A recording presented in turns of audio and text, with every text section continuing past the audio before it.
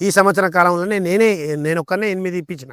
ఎందుకు ఇప్పించిన అంటే నాకు రీజనబుల్ అనిపించింది, మిషన్ మంచిగా అనిపించింది, ట్రబుల్ లేదు, ఎవ్వరికి ఏమి ఇబ్బంది లేదు. ఇప్పుడు ఏమి ఇబ్బంది ఉన్నా నా దానికి వస్తారు, ఎందుకంటే ఊర్లో కరెంట్ డిపార్ట్మెంట్ కాబట్టి. మా విలేజ్లో ఇంచుమించు మేము పాలు పోసే రైతులము, విజయ డైరీలనే 200 మంది ఉంటాం. 200 మందిలో ఈ అన్నపూర్ణ కంపెనీ. నమస్తే అన్న, నా పేరు గుమ్మకొండ దయాకర్, మాచినోన్పల్లి విలేజ్, మండలం వచ్చేసి ఒంగూరు, తాలూకు వచ్చేసి కల్వకుర్తి, నాగర్ కర్నూలు జిల్లా. నేను నార్మల్గా సబ్స్టేషన్ ఆపరేటర్గా పనిచేస్తుంటా కరెంట్ డిపార్ట్మెంట్లో. మా వైఫ్ వచ్చేసి నిర్మల ఆమె పేరు. ఇక ఆమె వ్యవసాయం మీద ఆవులు పెట్టుకున్నాం. మాకు 10 ఎకరాల ల్యాండ్ ఉందండి. మేము ఎక్కువ వరి, పల్లీలు, మక్కలు, ఇక మిగిలిన కాల్ ప్లేస్లో ఆవులకు ఉంచుతామండి. స్టార్టింగ్కి వెళ్ళి 2004కి వెళ్ళి డైరీ ఫార్మ్ మెయింటెనెన్స్ మాది. మేము స్టార్టింగ్ ఒక ఆవు నుండి చేసినాం, 8 ఆవుల వరకు పెంచినాం. ఇక మనం డ్యూటీ కోతాం కాబట్టి ఆడ మనిషికి ఇబ్బంది అయితే అని ఒక 5-6 ఆవులతో రెగ్యులర్గా ఉంచుతామండి. ఎక్కువ అయిన కొద్దీ అమ్మేస్తుంటాం. ఇప్పుడు 26 కదా, అంటే 22 సంవత్సరాలే. మా వాళ్ళు డైరీ ఫామ్ మీదనే ఉంచుతారు. ఎక్కువ డైరీ ఉంది మా ఊర్లో. చిన్న మాచినోన్పల్లి అని ఒక 300 ఇండ్లు ఉంటాయి. దాంట్లో ప్రతి ఇంటికి పాలు. పాలు లేని ఇల్లు మన అన్నముల మెరకల్లాగా ఎవరో ఒకరి ఇల్లు ఉంటుంది. 99% పాలే మా విలేజ్లో. అయితే ఆడోళ్ళు ఎక్కువ, 99% ఆడోళ్ళే. మొగోళ్ళు వేరే పని చేస్తుంటాం.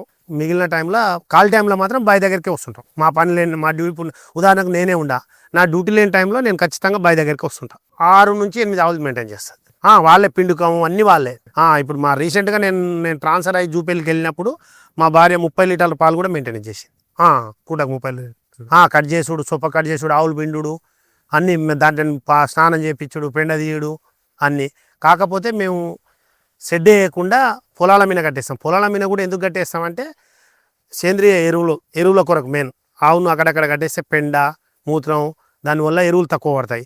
అట్లా అది కొంత మాకు ప్లస్ అవుతుంది. 99% బయటనే. షెడ్లు అనేది 6-7 ఉంటాయి. ఎక్కువ ఈడ హెచ్చెప్పు ఉండవు, జెర్సీ ఉంటాయి. 5 నుంచి ఒక్కొక్క ఆవు 10 వరకు కూడా ఇస్తాయి. మనం పెట్టే పెట్టుబడిని బట్టి కూడా. ఆవు ఉండి మంచిగా ఉండి పెట్టుబడి మంచిగా ఉంటే 10 వరకు కూడా ఇస్తుంది. ఇప్పుడు ప్రజెంట్గా నాకున్న 4 ఆవులు ఉన్నాయి. నా 4 ఆవులలో ఒక్కొక్క ఆవు 6 లీటర్లు ఇస్తుంది పూటకు.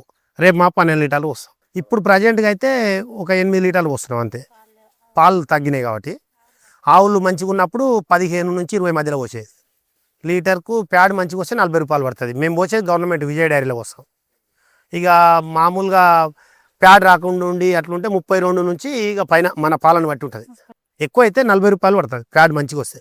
ఖచ్చితంగా ఉండాలి. ఇప్పుడు డైరీ ఫామ్ మెయింటైన్ మేత ఆవులకు మనకు అడ్జస్ట్ కావాలంటే ఖచ్చితంగా ఇది మిషనే ఉండాలి. ఎవరైనా తెచ్చుకోవాల్సిందే అది.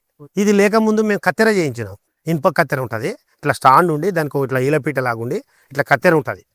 మామూలుగా కత్తెర ఇట్లా ఒత్తితే ఈ కట్ చేస్తుంటుంది. గొడ్డలతో నరకకుండా కత్తెర ఓ చెట్టు కట్టుతాం, అందులో సొప్ప పెట్టి నేను నరుకుతుంటుంది. అది ఇప్పుడు కూడా ఉంది, ప్రజెంట్ గాడు ఉంది నా దగ్గర. చూపించమంటే చూపిస్తా. 10 ఆవుల వరకు మెయింటైన్ చేయొచ్చు.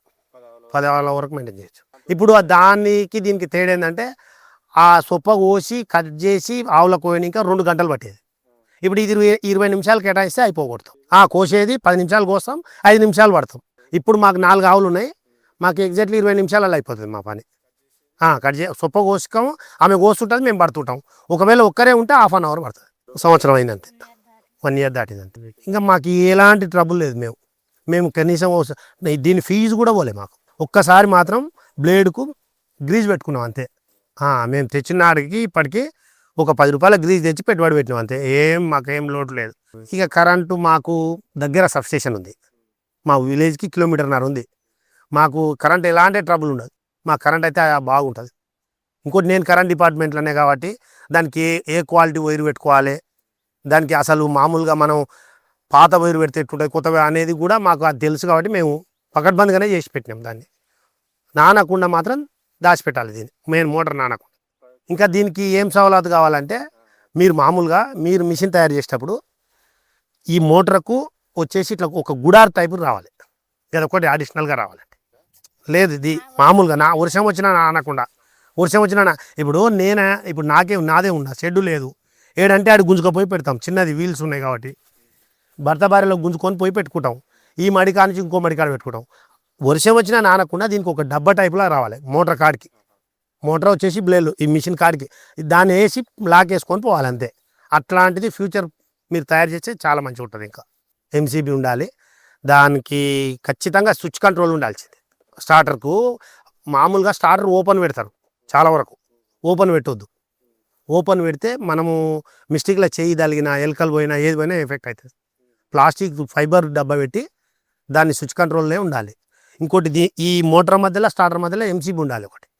ఆ ఎంసీబీ ఉంటే ట్రిప్ అయిపోతుంది ఫాల్ట్ ఉంటే. మన ఇళ్ళల్లో కూడా ఏమైనా షార్ట్ ఉన్నా ఏదైనా ఉన్నా ట్రిప్ అయిపోయినట్టు ఏమి ఇబ్బంది ఉండదు. ఇంకా నువ్వు మనకు ఒకవేళ ఇక్కడ సడన్గా షార్ట్ వచ్చినా ఇండక్షన్ వచ్చినా అది ట్రిప్ అవుతుంది. కరెంట్ పార్సల్ కాదు, అక్కడికే అయిపోతుంది.